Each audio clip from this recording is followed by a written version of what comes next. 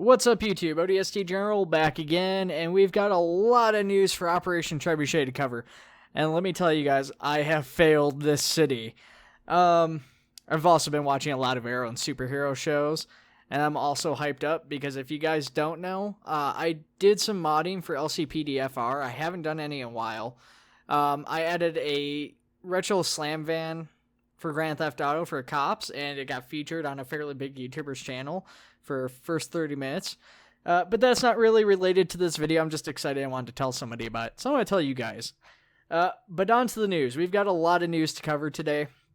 I'm going to try to be brief about this first part. This was supposed to be actually go out a couple of weeks ago, but like usual, like I said, I had to re-record because I'd record something and then I'd go browse on the forums or whatever, and then turn around, there would be more news to cover.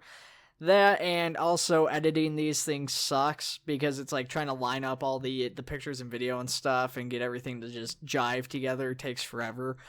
But going through the list here, we've got a number of units that have cropped up over the last couple weeks since Operation Trebuchet's creation. You've got the 242 Night Stalkers. I'm not going to get into a lot of detail about any of these groups. I will leave links below. And also, I'm thinking that one of these might be out of date as far as their information. Actually, I might have updated it. Maybe. Next up, we have the 108th Helljumpers. Renegades Alpha is another server. Now, Renegades Alpha, I will talk about a little bit because I have played with them. It's kind of a mixed bag I've seen so far. They have a fairly populated server. They tend to have a lot of people playing on it as it's a public server. However, because it is a public server, leadership can be kind of weak on there, and it left some room to be desired at times. I mean, most of the time I really enjoyed it. I had a lot of fun, but there was a couple times where we ended up waiting, 30, 40 minutes for Azus to create a mission.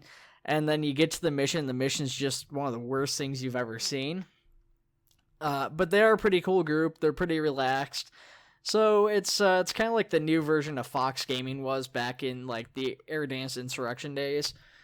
Moving on though, there's the 11th ODST, the 26th MEF, and I'm actually going to add a unit that's not on my list. I'm going to hawk something here to you guys. I've generally stayed away from units. I've been invited to a couple just because as a YouTuber, I'm not a big channel, but I'm, 2,000 people. I'm kind of known throughout the community because of that. So I've been invited to a couple of units, but generally I've avoided joining them for a couple of reasons. One, because of my time restrictions.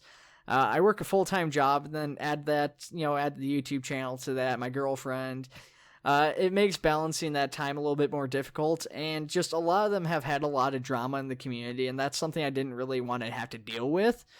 So I am actually going to be joining a unit here. I've gotten invited to a unit by an old friend of mine, who I used to play Halo 2, Halo 3 up through Reach with. And we're creating a unit called the 17th ODST. It's going to be a milsim unit. I'm not going to provide the link or anything quite yet, just because we're not quite ready to go. We're still getting the site prepped and everything like that, user permissions, things like that. Once more details are ready about that and we're all set to go, I will release as a separate video to talk to you guys about that. Just it won't be like a dedicated video or anything, just something I'll release whenever that happens. Moving on, we've got some information about missions. So City Clashpoint was updated and removed to AI pathfinding bug. So if you guys aren't familiar with Clashpoint, essentially what it is it's designed to be either multiplayer or single player, where you have two teams fighting over a single point in the center. It's a flag, and you have to stay within that little area. It's kind of like King of the Hill for Arma. It was added to Gridlock. Unfortunately, a lot of the AI actually got to play this before it was taken down off of Steam. A lot of the AI would get in there, they'd get into the fight, and then they would just stand at like the edge of like the road, and they would go part of the way, and then they wouldn't go any further. When I played, none of my team actually would push forward, and then about half the enemy team would. Like the enemy team got like a warthog like right on top of the flag, and they had a couple of guys get in there. They actually killed me once or twice, just because I didn't think they were gonna push in like my team. But it was kind of fun, could have used some work. Crush the Rebellion, also made by the, actually I think these are all made by the same guy. Crush the Rebellion campaign was updated to work with 0.14. Liberation was updated to work with 0.14. There's also now a Liberation for both Altus and Tanoa. I started playing the Tanoa one, but it's very difficult. I was thinking about making a series out of it, but when you're playing by yourself, that's really something you need multiple people with to actually be able to accomplish anything. And then the mission Helljumpers was updated. So there's actually 2 Helljumpers ones. There's I guess a 4-part campaign, or it's 3 parts or something like that was released. And then there was also another one, the original one, which you dropped off in the top part of a city over, in the middle of the night and stuff. It was kind of an interesting mission. It was a little bit different. A good amount of scripting and stuff went into it. Sorry about that, guys. I had my phone somewhere where it could vibrate. I'm sure that was quite loud, so we're just going to reshuffle around here. Put that somewhere where the vibrations won't be so loud if it does that again.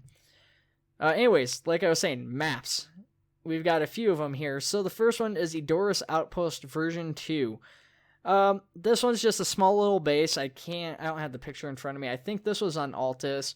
I wasn't a big fan of this one just from the pictures. I haven't had a chance to play it, so it might be a little bit better in-game, or there might be something that wasn't shown in the pictures. But just going off the pictures, like the design style didn't feel quite legitimate. Something felt off about it.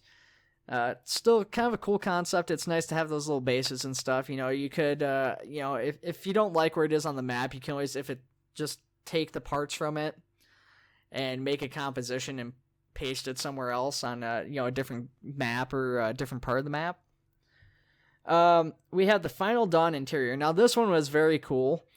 Now, this is Tanoa by default, but you can once again make a composition and place this in Altus or something else. One of the things we were expecting with this update was that the Final Dawn was supposed to be a very big portion of this update. It ended up being a very small, insignificant portion, and a lot of the concentration went into the map.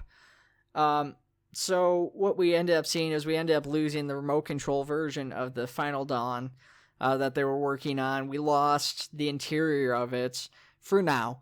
Some of that stuff might come back. I'm guessing we probably won't ever see the remote control version. We haven't heard anything about that in some time, and I know they were struggling a lot with that.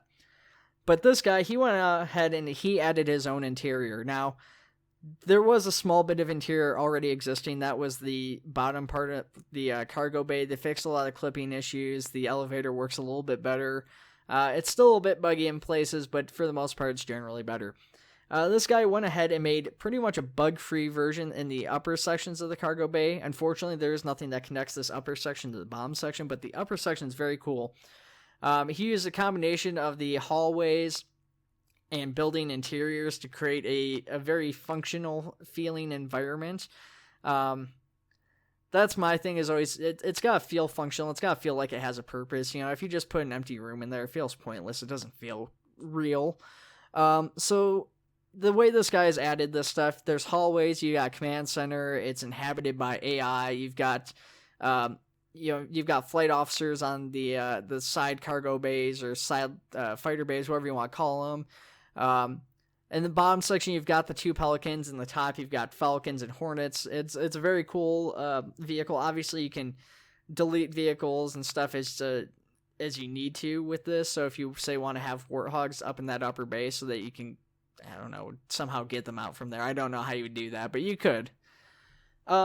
Finally, in maps, we've got Iberius. I don't know if I pronounced that correctly. This is a very awesome map. This requires Apex, however. And it's also got some stuff that's not included in Vanilla Optrade. This is a developer-made map that's not part of the official release. This is made by Lumnon. It actually includes the farmhouses, the circular ones, the ones that I've been looking for but couldn't find that were in the dev build. The reason those were not included in the full game is because there was no collision with them.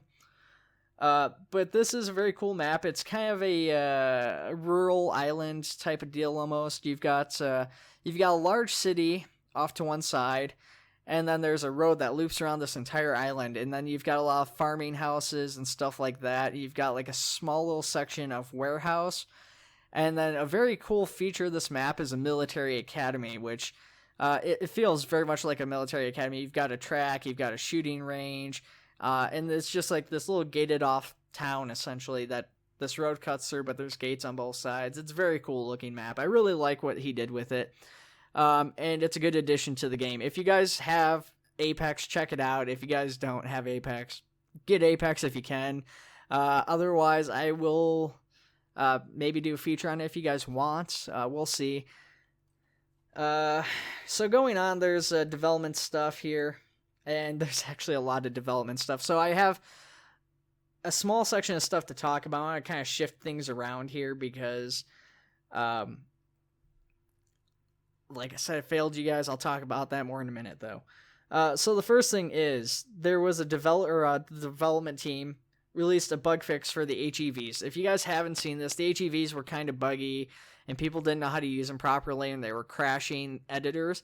So the developers have released a fix on how to avoid crashing your editor while using the HEV modules.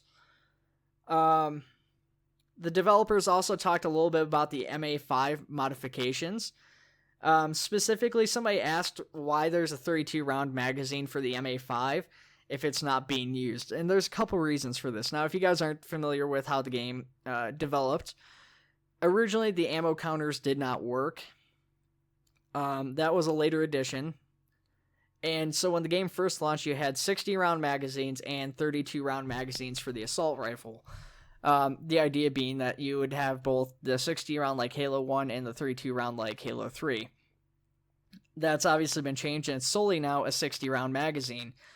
So the 32 round magazines are still in game. The whole point of this being that eventually we will see two versions of the assault rifle. You will have the MA5B and the MA5C. The MA5B will continue to support the 60 rounds. It will be pretty much the same as what we have. And then you'll have the lighter version, which will be more like a assault rifle versus a light machine gun almost.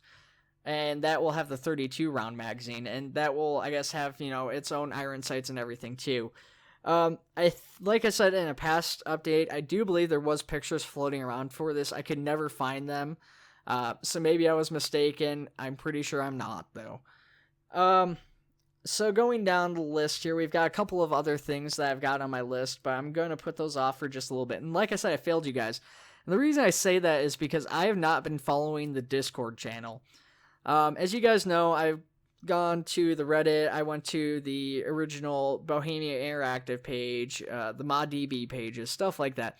And the dev team's gotten a lot better about putting, the same stuff they put on ModDB is what they put on the Reddit. The Bohemia page has essentially been abandoned by both First Contact and Operation Trebuchet. So there is a ton of stuff that's been released on the Discord, development-wise, that was never released on the Reddit. And the fact that I haven't been following the Discord means I missed a lot of this stuff for you guys. So let's go ahead and get into this stuff here. So the first thing we've got is that the Insurrectionists will be getting a custom helmet based off the Fall of Reach animation. That is the quasi 3D animation that they had for it. This helmet's pretty cool looking. It's a little bit off to me. It doesn't, to be honest, I never felt it looked quite Halo, but it's a very cool looking helmet. It's definitely futuristic looking, and maybe the reason it doesn't feel Halo to me is because you really only get to see the UNSC. I'll have to wait and see it actually in Arma before I can really make a decision. Once it's, because it'll probably look better in Arma than it does in the actual animation. Detail wise though, it looks good. It's very detailed as far as you can tell. There's good quality to it. So then up next we've got Mr. Burgess.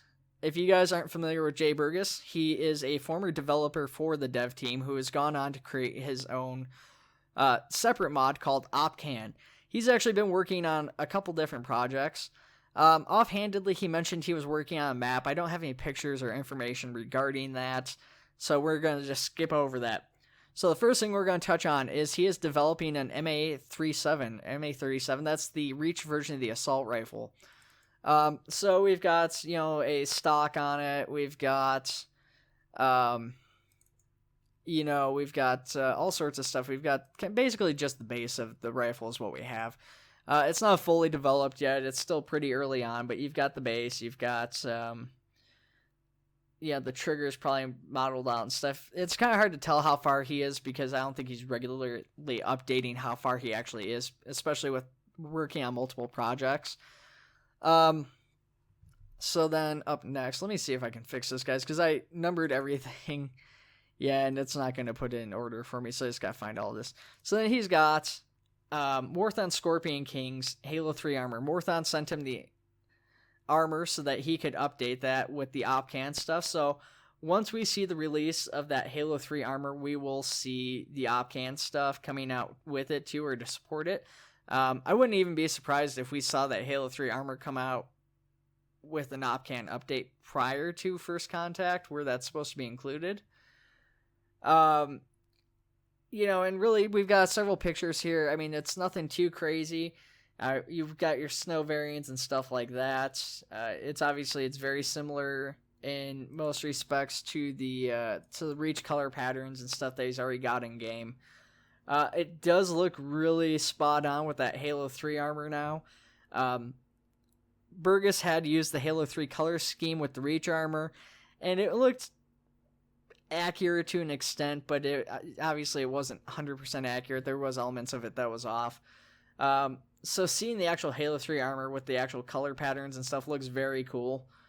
But that's not all. We've got more. So speaking of MorthonScorpionKing here, we've got some stuff to talk about him. So he's actually got some Covenant stuff he's working on. So the first thing is he's got the Brute Spiker here. This thing looks freaking awesome. I mean, it's pretty much one-to-one. A couple details that if you're really nitpicking and looking for it, you can see a couple differences. I'm not going to say what they are. But other than that, it looks amazing. It's in-game already, so you guys can see it with the Halo 3 Marines and stuff here. But that's not all he's working on. He's also working on a static prop to match the frigate. We've got a CCS-class Covenant battleship. It's not textured, but it is in-game, and it's freaking cool. And like I said, I'm just very pumped up after seeing all these updates because there's a ton of progress, and even though this has been done over like the last week and a half or 2 weeks, I'm just finding this all at once, so it's making me really excited. Hopefully you guys are getting excited too. So anyways, we've got the CCS battle cruiser here. One's, inside the editor, and then we've got one actually placed in-game above the frigate. It's pretty large compared to the frigate. It's not super massive, but it's large. I mean, obviously the frigate from a distance doesn't look massively big, but you get that close to a city, that thing is about the size of a city, and the frigate is maybe like the middle section in length of that cruiser. Like you could fit the frigate inside this cruiser here. That's how big it is. And you guys can see that from the pictures, the scale of this. So then moving on here, we've got some more Covenant stuff to talk about. So one of the big things I've always kind of mentioned is that we haven't heard a lot about First Contact recently. And Drake Darren has been placing stuff on the Reddit, or not the Reddit, but on the Discord recently. So there's actually a ton of stuff we didn't know was being worked on. So we're going to talk some about that. So the first thing we can see in this picture here is we've got the Wraith tank. We've seen this vehicle before. I don't think we saw it quite this well textured and stuff. It looks really good. Obviously, his big thing with the textures now is that it's kind of got that sparkly shine to it. Certain places it looks really good. Certain places it probably could do without. But overall, I do like it. It's a very excellent model. You can definitely see his skills are improving majorly. Obviously, he's gotten a little bit more support from the dev team here, too, so that's very cool. Up next, you've got the anti-air version of the Wraith. This one's a little bit more work in progress. The fact that he's got this kind of tannish gold color, which matches what was in Halo 3 and stuff, on that background doesn't really help the picture. I think it would look a lot better if it was on a more contrasted background, but that's kind of taking away from the whole point, which is that we're getting the anti-air Wraith, which is very cool. You can see it's got the turret on the top there for anti-infantry. Moving on here, we've got an update on the plasma pistol. So I can't remember if I showed this. I know that we showed off the updated version of the plasma rifle sometime back. The plasma pistol looking really good. Once again, he's got the metallic glitteriness all over the entire thing. It makes it look a little bit odd at some points, but huge step up from what we currently have. We're just going to keep blasting through here. We'll start to slow down when we get to stuff like this, which is stuff that we haven't seen before. So we've got the Type 26 static machine gun, which is a Covenant mounted machine gun. Now, I'm not familiar with this one. I'll be honest with you guys. I don't recognize this from the lore. Maybe I'm just forgetting something from like Reach, or maybe it's from like Halo 4 or 5, which I don't have memorized as well. So it's kind of weird to see this because it doesn't really feel quite right to me. It almost looks like a human defensive position with like Covenant weapons on it. You can see though it has that same setup that the Wraith has, just it's taken the Wraith's cannon and put it onto like an infantry mounted machine gun stand. Then we've got the plasma repeater, which I don't think we've actually showed off before. I could be mistaken, but that one's very, very awesome looking model. A lot of detail in this, and that's one of the things that's kind of tricky about the Covenant, is that the Covenant weapons are,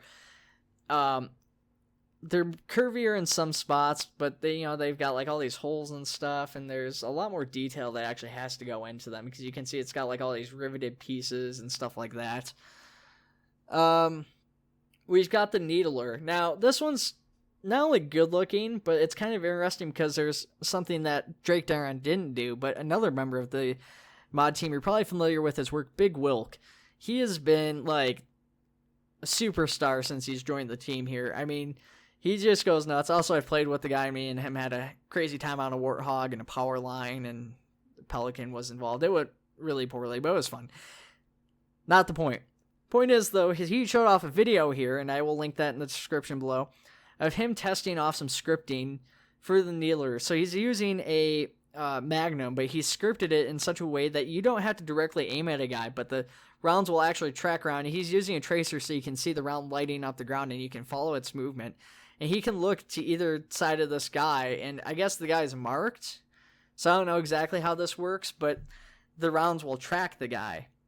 And he said that the hardest part about getting this working isn't the scripting. He said it's easy enough to script it to where, if so many rounds hits a guy, the guy explodes. He said the tricky part is the effects. So maybe we shouldn't discount the Needler. I kind of discounted that from seeing that as a weapon because I thought it'd be really difficult. Maybe not as impossible as I originally thought. We've also got the beam rifle. So this is the beam rifle, not the focus rifle.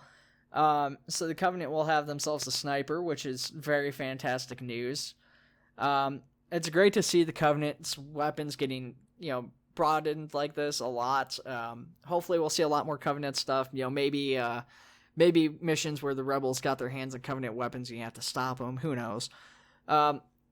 It's also worth mentioning, I've mentioned this a couple times in the past, MorthonScorpionKing is also working on a Brute. He says he's not sure if he can get it working because he's never worked on anything like that before.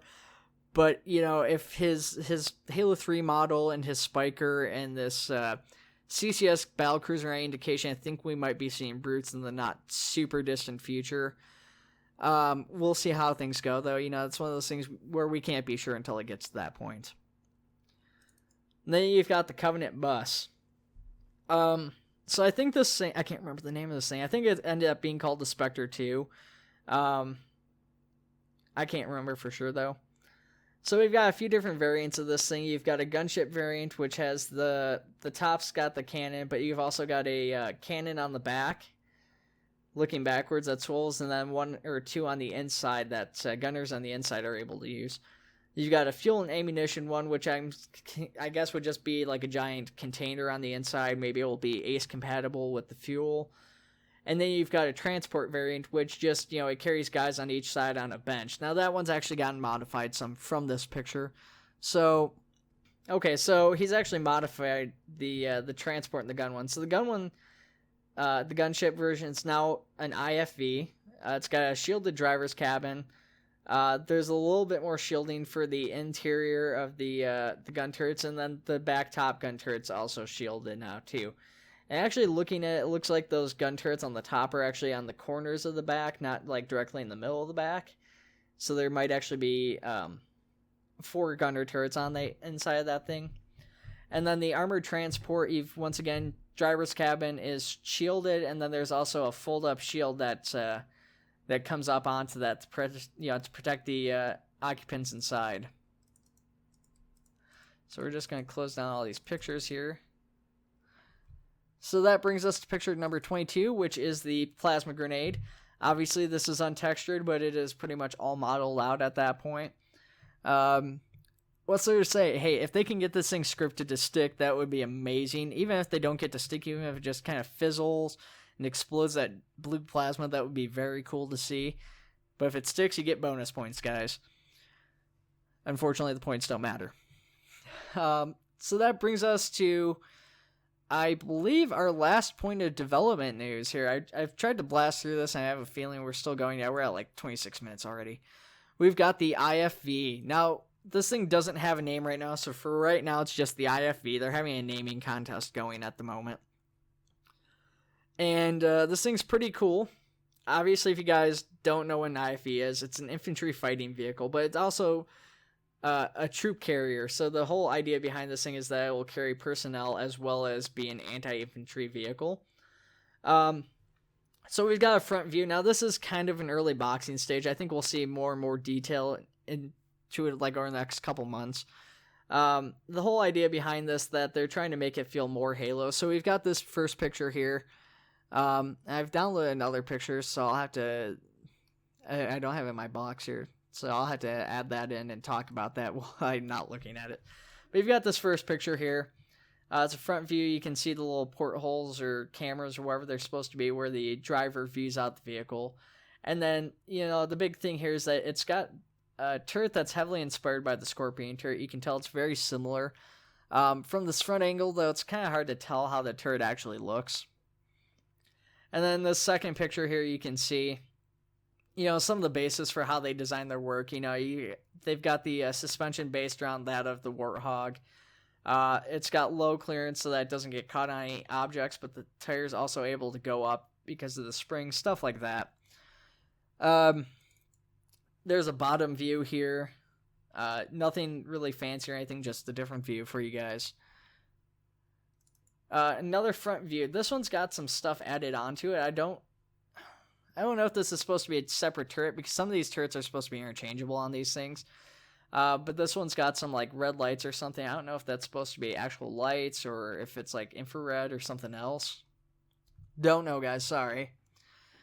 And then we've got a much better view of the turret. Now, this one, you can see the turret's got like several optical cameras, and it's a very small turret. It's nowhere near the size of the Scorpion. Once again, keep in mind this is an infantry fighting vehicle, so the caliber is going to be a lot smaller. Chances are we will see a larger turret added to this thing as well to fight light armored vehicles and stuff like that. So actually, in fact, here you can see the larger turret added on. Now, bear in mind, some of these pictures aren't in order for when they came out, so some of the stuff may get added or removed later on. But you can see that's a much larger turret on there. It takes up a lot more of it. A pretty cool looking vehicle, though. I really like the design they've gone for so far. Yeah, it just needs some proper texturing and stuff. Can't wait to see what she does with the interior. Going on, we've got the top view. Once again, you really see that Scorpion turret coming out here. That is, of course, once again, the larger variant of the turret as well. You can kind of see the tracks sticking out a little bit on the side. So there's a lot of influence from, modern IFVs, while also trying to take influence from the Halo universe as well. Got another shot of the front. This time it's the larger turret. And a side view with the smaller turret. Now, this last one looks like it's probably an older one than the first kind of side view of that turret up close, because you don't have those optics available. And its placement's slightly different. So that is everything we have to talk about, guys. I mean, obviously there's a lot here. I tried to blast through it. I talked a lot without stopping or slowing down for the most part. Let me know what you guys think about this update here, though. Obviously, there's a lot of big stuff, a lot of pictures we've included. I'm looking forward to these updates. I mean, granted, just bear in mind, guys, this isn't just Operation Trebuchet. This is First Contact and OpCan also included. So these are 3 separate mods we're waiting on. These aren't all going to come at once, and they're not all going to come from the same place. Hopefully, fingers crossed, I'm hoping that Halo 3 armor comes out with OpCan, because I think OpCan's more likely to update before First Contact. We'll see, though. At any rate, guys, make sure to comment, subscribe, share, all that stuff, etc., etc., etc. I will see you guys in the next video. And like always, just let me know what you guys want to see, and I'll see you in the next one.